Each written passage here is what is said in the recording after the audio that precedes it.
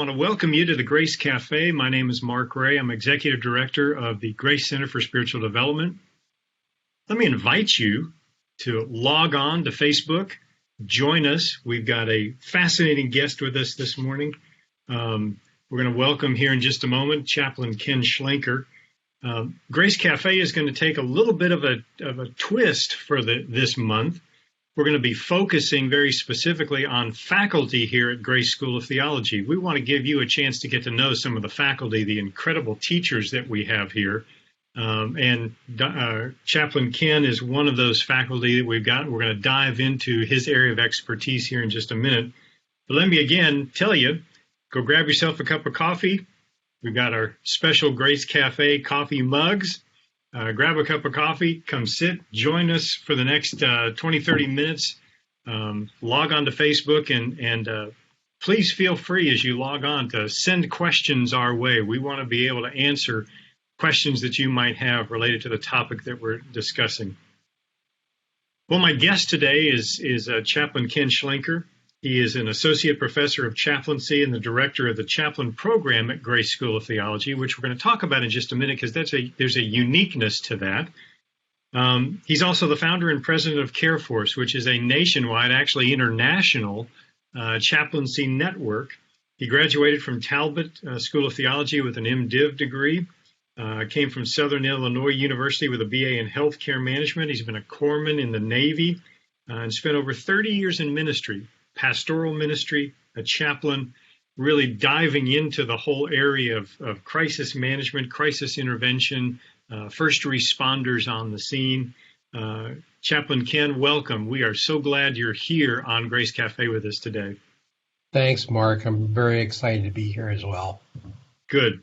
Well, what I want to do with you, Ken, is I want to kind of take a top view down because there are a lot of misconceptions about chaplaincy out there today.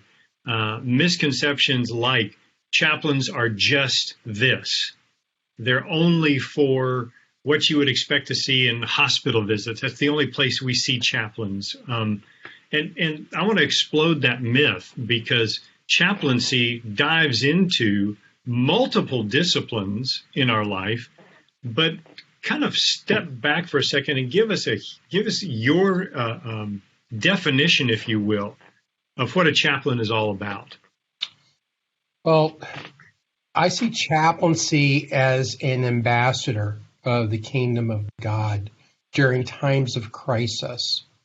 And if you can imagine or picture a bridge, and that bridge has two different sides to it. One side is sacred, the other side is secular. Chaplain is standing in the middle of that bridge. And basically, it's our faith in action wherever we are. Ministry is 24/7, 365. A lot of times I'll have a class. I may have 50 students in the class, and I'll ask the question, how many are in full-time ministry? And I'll have 2 or 3 hands go up, and is the pastors that raise their hand. And then I'll ask the question, how many are believers? And all the hands go up. And then I ask the question again, how many are in full-time ministry? Yep. And everybody finally gets it. So what chaplain, there isn't a place a chaplain can't be. It really is a philosophy of ministry. There's a difference in how the chaplain operates within a secular environment than how we would normally operate inside of a pastoral realm, inside of a church, for example. So hang on just a second. Take a step back with me just for a minute. One of the things, the words that you use to describe chaplaincy is a first responder. Mm-hmm. Define for me, because I think our focus of first responder is only first responder in a crisis situation. But there are first responder situations all over the place. I mean, You meet a neighbor for the first time. You're a first responder, correct? Correct. Wherever we are is always an opportunity for us to be ministering to other people. And having that skill set is a lot of what the chaplain does. So, when somebody loses their job, and you're present. You're a first responder to that person who just lost their job. When you meet a mom that might be in an abusive relationship and is trying to deal with that, you're a first responder to that mom and their children. Now, there's a traditional first responder like police and fire and EMS and stuff like that, and chaplains are also there. I have been involved with law enforcement chaplaincy for many years. I actually had the privilege of writing the class for law enforcement chaplaincy for the state of California. And now that I'm here in Texas, we're doing that also. But the issues that our military face when they come back home with post-traumatic stress, you're a first responder for them as well.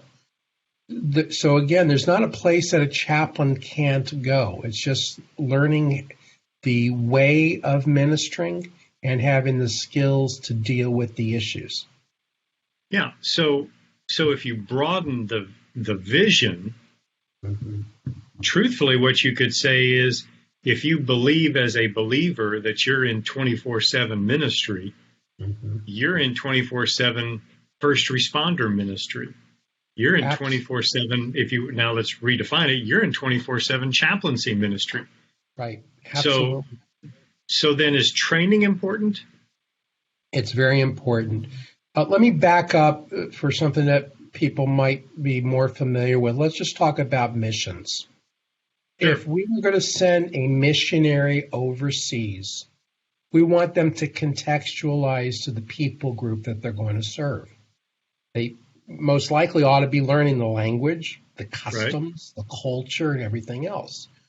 Well, think of chaplaincy on that bridge. There's two different bridges. There's the connection between the sacred and the secular, but there's also the connection between care and mission. So that gives you four different quadrants. The context that you serve in dictates the issues and the training that you need. So, for example, we originally got started with 9/11 with disaster-based chaplaincy. So we're sending, and from a church perspective, I was a care and the missions pastor for the church that I was at in Southern California. And, all good intentions. But if we're going into that specific context or environment, there might be some skill sets that as a church member we really didn't have, like hazardous materials. If you go to a flooding like we had here, well, the water gets tied up with sewage, so now you have a biohazard. Well, how do you decontaminate yourself? You're working with multiple agencies that are first responders that are there. So something called incident command system training is required. So that's for disaster-based chaplaincy. But I have a real good friend in Riverside. He has a ministry out there that is involved with the district attorney's office. So we have chaplains with the victim advocates, the victims, and the DA. And inside of a court system, well, they don't have to understand about biohazardous decontamination procedures, but they got to understand how to and what they can and can't do working inside of a court system. Sure. If we're in law enforcement, or we're inside of a hospital, or we're in hospice, or cruise ships, there's cruise chaplains. All of those contexts dictate the type of issues that may surface, and that then in turn dictates the type of training that you should get. Got it. It's not a one-size-fits-all. Yeah, well, or maybe it is a one-size-fits-all, but it fits so many different, let me put it this, it fits so many different vertical markets. I mean, you've just now spoken to chaplains walk into law enforcement, chaplains walk into hospitals, chaplains walk into hospice, chaplains walk into disaster relief. And I could even see the real benefit to chaplains in the church, because let's talk about for just a moment the fact that God created the church as the vehicle through which he is made known to the world. Absolutely. And through that vehicle, you're talking about people who now are first responders on God's behalf into people's lives. into marriages and children and health issues and the whole nine yards. Let me Speak to the chaplaincy and the church issue. Sure. Let me just share what we did at our church. I was the care and the missions pastor. And again, we started with chaplaincy with regard to disaster-based chaplaincy. And we have some people that were very skilled, had a lot of training, and understood how to come alongside somebody who was overwhelmed because of a crisis in their life, whatever that might be. Right. And I was teaching on a Wednesday night, and I was looking at these people that were sitting in the congregation waiting for the next major event. And, part of my background, I was raised Jewish and converted to Christianity. And there's two blessings over the bread. There's a blessing over the special occasions of the year and the blessing over the daily blessing of the bread. The rabbis consider it more miraculous over the daily blessings of the bread than on the special occasions of the year. So the passage I happened to be teaching on popped in my head with that thought. And I all of a sudden it dawned on me, what are we doing? We have all these people that had all this training, but they were waiting for these major things to happen. Well, somebody who loses their job, or the mom, like I just talked about, that was in an abusive relationship, or somebody struggling with alcohol, those are major events for those people. And the other thing that I realized that we needed to take care of, I didn't just realize it, but body care. Pushing down into the body for the body to be taking care of the body.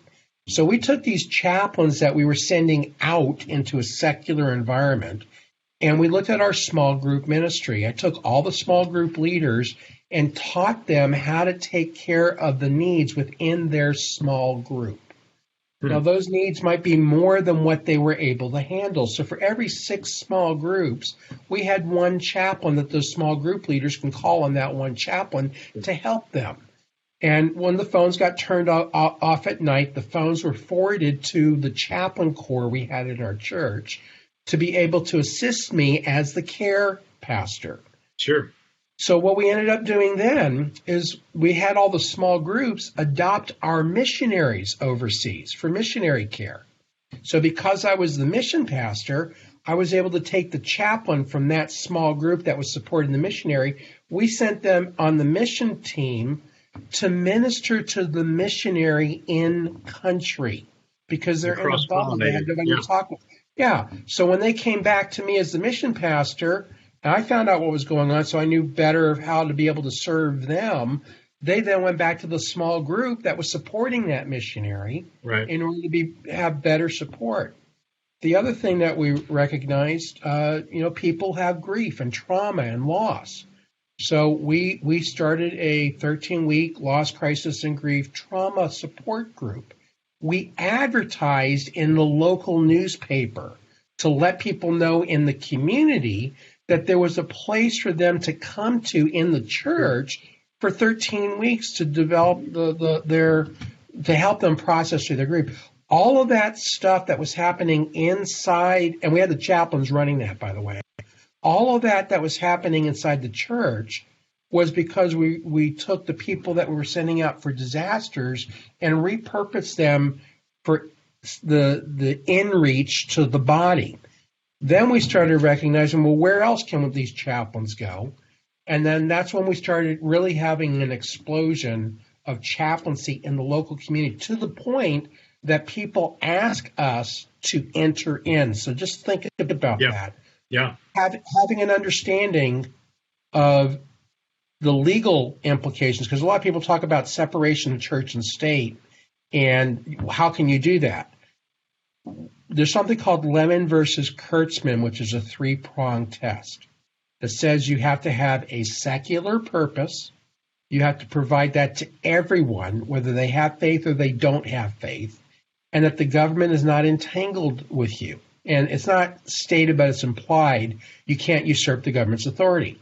So as long as you do that, you have clear freedom to enter into the environment. And that's part of the philosophy of ministry.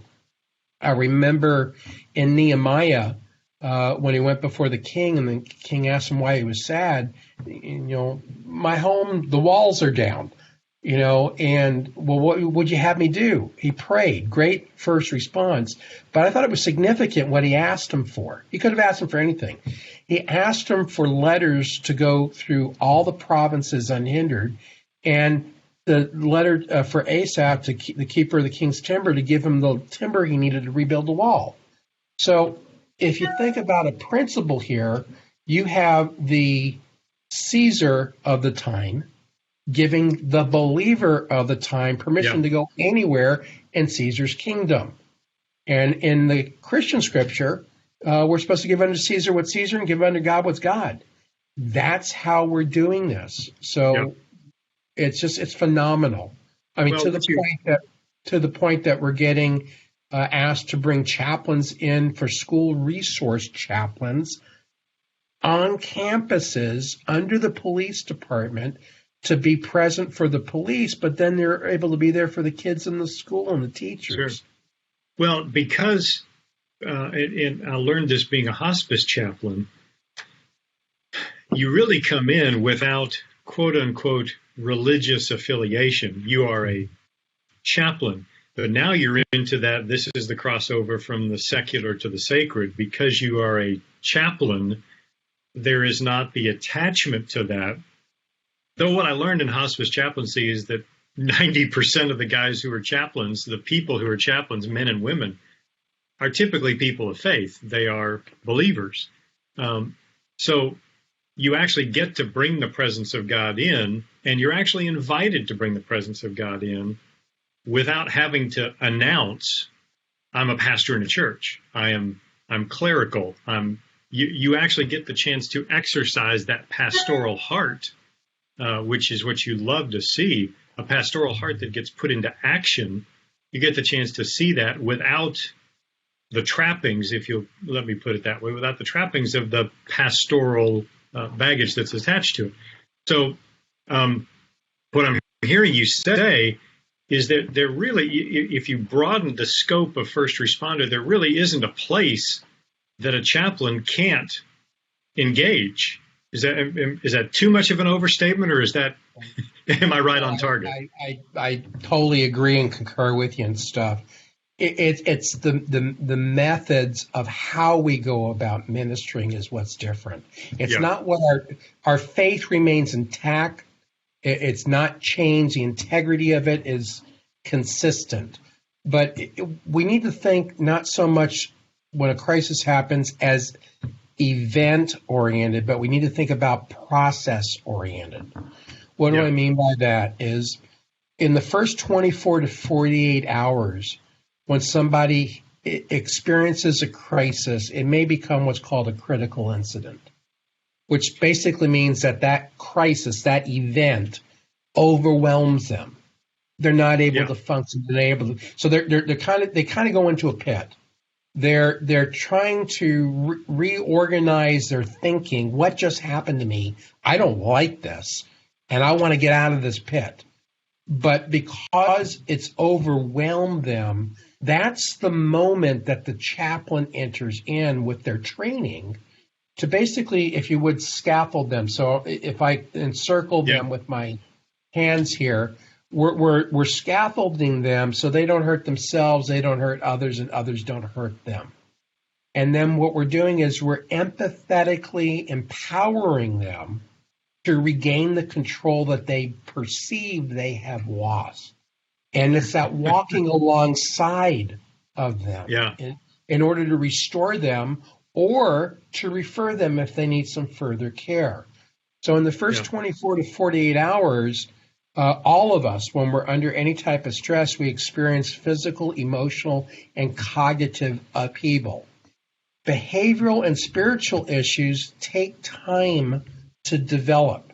So if we're thinking about our faith, and a lot of times we come up to somebody, we don't know who they are. We don't know if they're a person of faith or if they don't have anything. Right. We don't know anything about them. All we know, and it's a hermeneutic principle, if you will, we understand the content of the crisis, but we don't know the context of their life. And as we most of us know, content apart from context has no meaning. So we need to have the skill set to be able to assess if it is a critical incident for them.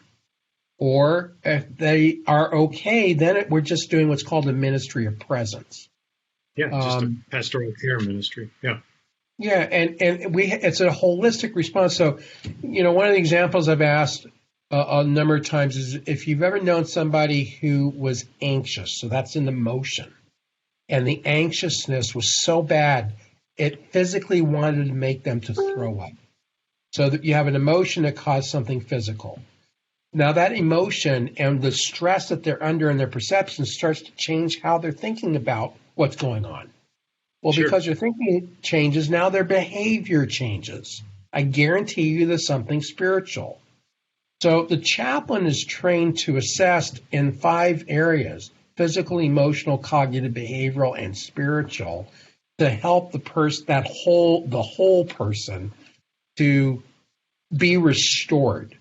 And the other aspect is that we're not islands. We're in relationship with other people. Right.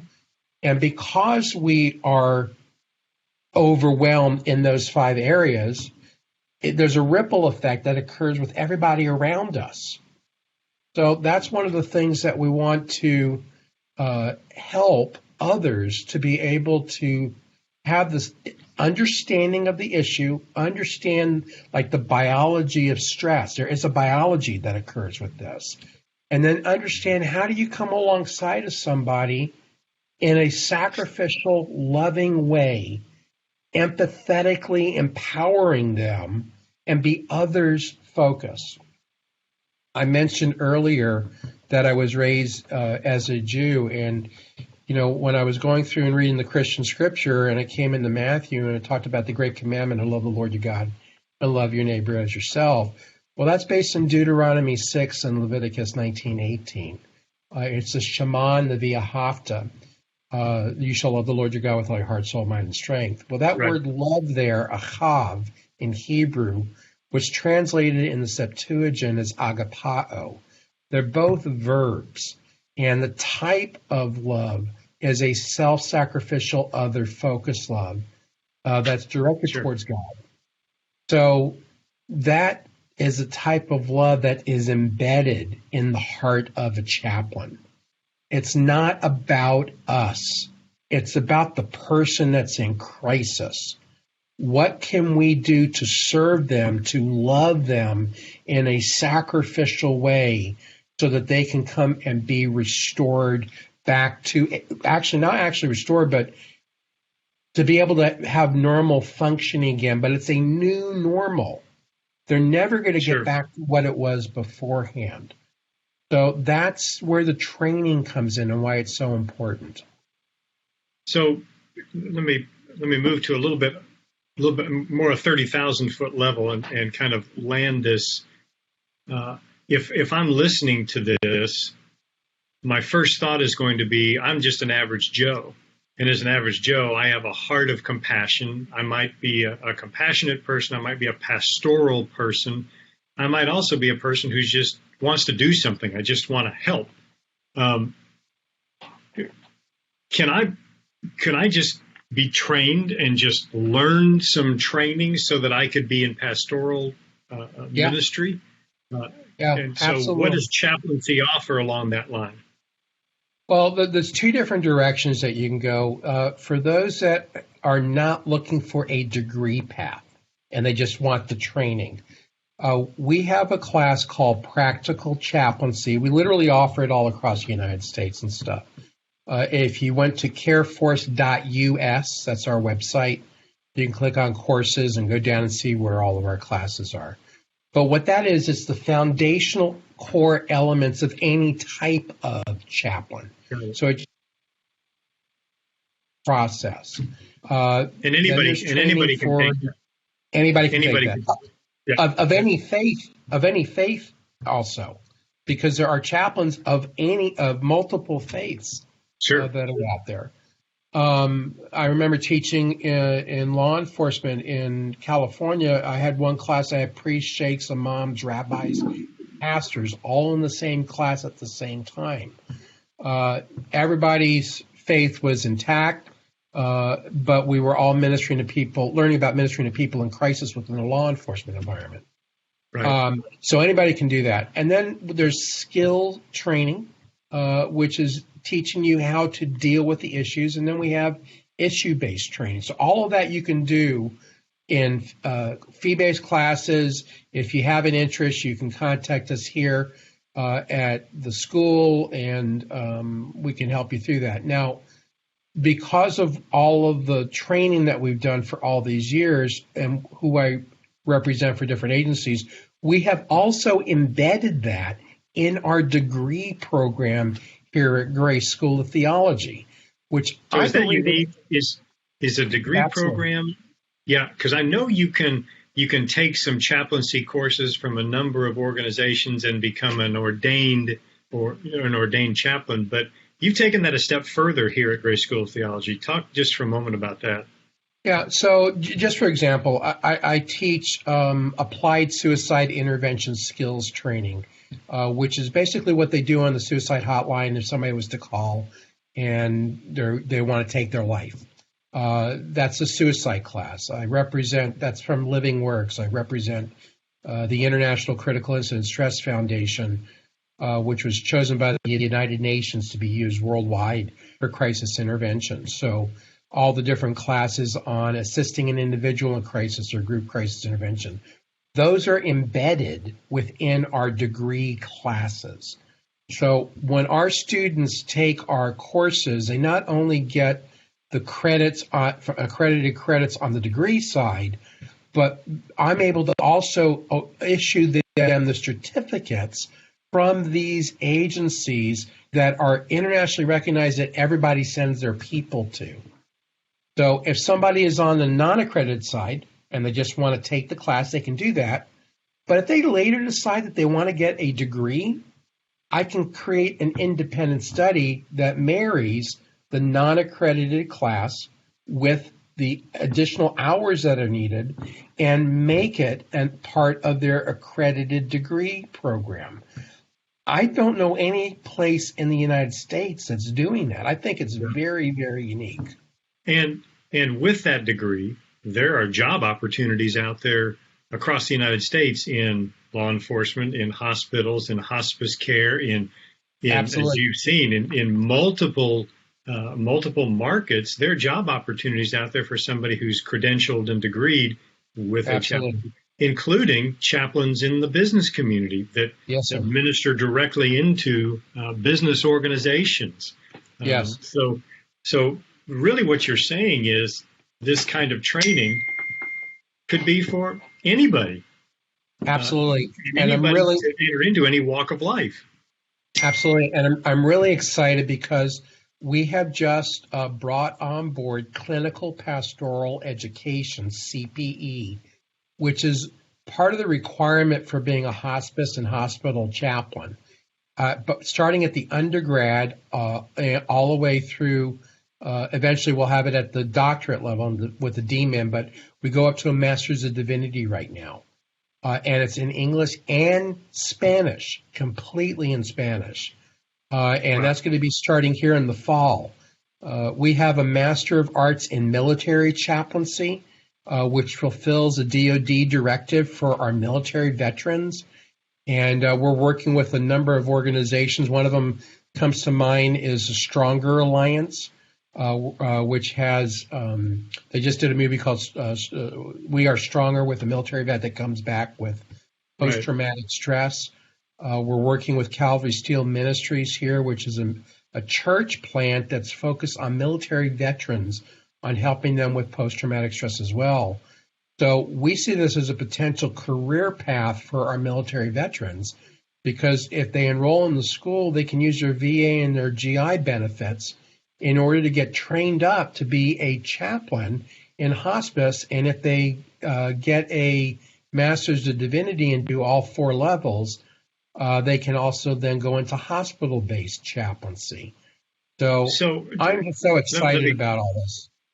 Yeah, I mean, you're really talking about every single area of life You've now Yes, talked sir. about church ministry. You've talked about military. You've talked about schools and everything that's happening with suicides. You've talked about hospitals and hospice care. You've talked about mental health issues. There really isn't a walk of law enforcement. There isn't a walk of life that is out there that this doesn't enter into. The marketplace, business people, your neighbors, the training and the resources that are there to be able to allow you to be trained to move into pastoral care in those communities. I will say one other. There's a whole sports market out there. Yes, sir. Chaplains for sports teams, chaplains for both high school, college, professional, where you're getting a chance to actually bring faith. I'm going to just use that as a broad term, but bring faith into those communities where you don't naturally think of that's going to be there. The beauty of it is we think of these normal places, like you might get a chaplain who says a prayer with a sports team before a game.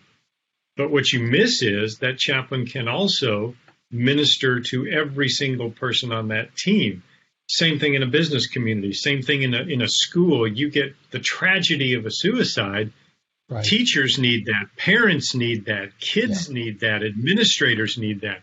What it really begins to do is it says, now there are trained people who are known in the community that the community can turn to no matter, especially if you broaden the view of what a first responder is. Now all of a sudden chaplaincy can enter into any place, anytime, anywhere, and utilize that training to minister to people and bring them, restore them to a place of health and better well-being and more cognizance of what's available to them. That's fascinating. Just And fascinating. what I'm excited about is the collaboration that CareForce has with the Grace Center for Spiritual Development and the Grace School of Theology. I'm glad you brought that up. Yeah, I'll just notice my. Yeah, let's just drop that one in there. Yeah, have your coffee and let's talk about collaboration. Exactly. So what this allows us to do for everybody that's listening is we can bring this training to you. If you want to host these courses, what CareForce has done over these years is to help others to establish their own crisis care teams and response organizations and develop their own chaplaincy in your local community. For example, we've been going back to the Mid-Atlantic region for about 7 years now, give or take, maybe a little bit longer. We have probably 80 or 90 chaplains back there. And the way that it works is we start off with our practical chaplain class, and there's a host organization that helps us to bring the training. And we have everybody pray for about 30 days after they take the class. Why were they there?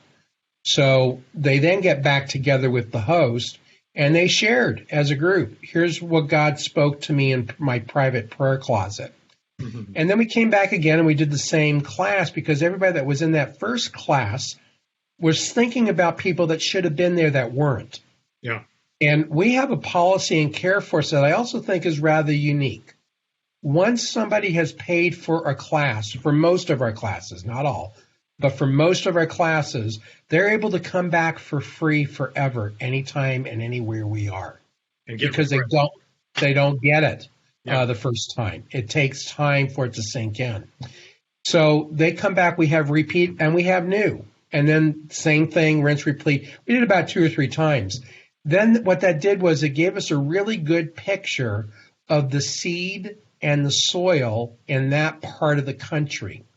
So based upon that determined what other training was required to be able to come alongside of each of those people or those churches or organizations and serve them to help them to be what God has asked them to be. So we can create tracks, but we rather come alongside of people and churches and facilitate their growth in order to be what God wants of them. So let me now kind of land this plane. We're kind of at the end of this conversation, but this has just been absolutely fascinating. What I'm what I'm hearing across the board, if I could be allowed to kind of put a big bow on this thing, is whether you want a degree or don't want a degree, whether you want to engage your pastoral heart in law enforcement, in hospitals, in schools, in churches, in mental health, in military, in business, in sports, whatever your walk of life, what's being offered here through Grace Center for Spiritual Development and Care Force, through Grace School of Theology and Care Force, through Chaplain Ken, through all of the training, we can train you to be a degreed chaplain, a non-degreed chaplain. We can train you in specific areas. We can train you in general areas to be and to exercise that pastoral heart in a secular environment or in a sacred environment to minister to people in crisis situations. And let's broaden that view of crisis for just a moment. Again, we're not just talking about tragedy. We're talking about any upheaval, any change in your. I've just moved. Wouldn't it be wonderful there if there was a chaplaincy of moving? Yeah. Because you talk about turning your world upside down. You're getting ready to move too. Yeah, I would like that chaplain here, please. A chaplaincy of moving to help us understand this too will end. You will settle. Let us put you in touch with people who can do that. Anyway, I joke about that, but really the general frame of reference is it doesn't matter your walk of life. It doesn't matter where you want to minister. We can offer training, both degreed and non-degreed, and you could take chaplaincy as far as you want to take it because the need is there for trained people in every one of these walks of life. Ken, thank you for being with us. It has been just a fascinating time. We hope to have you again on and dive deeper into this. If you want to know more about the chaplain program at Grace School of Theology, you can contact us at gsot.edu. If you want to know more about non-degree situations, you can go to Care Force and their website. You can come to Grace Center for Spiritual Development at Grace School of Theology. You can even contact Ken directly because I know your name and number is up and all over the place, and he'll be glad to talk you through what can be done, even managing a program. And right now, we got representatives all over the world, and especially in the U.S., primarily in California and Texas and the Mid-Atlantic states. But lots of things happening with chaplaincy, and it's an answer to prayer for many, many, many people. Ken, thank you for being with us. Great to have you here, brother. Great to have you here. Thank you, brother. Grace Cafe next week as we continue on with more conversation about faculty here. We'll be talking with Dr. Fred Shea next week about some of the issues, some of the problem passages related to the issues of grace. Hang on, I've got a final question here, Ken, for you. Do you offer the assist trainer certificate as well? And I think the answer to that is yes. Yes, but we're working on that with the state of Texas right now with the representative. But we're going to have a host. We're going to be a trainer host sometime soon. We're working on that. Great. Ken, thank you for being with us. Those of you that joined us, we thank you for joining us on Grace Cafe. We've got more great guests coming up this month as we look at additional faculty here at Grace School of Theology, and we welcome you back. Thanks so much for being with us here at Grace Cafe. Ken, have a great day. Thank you, Mark. You too.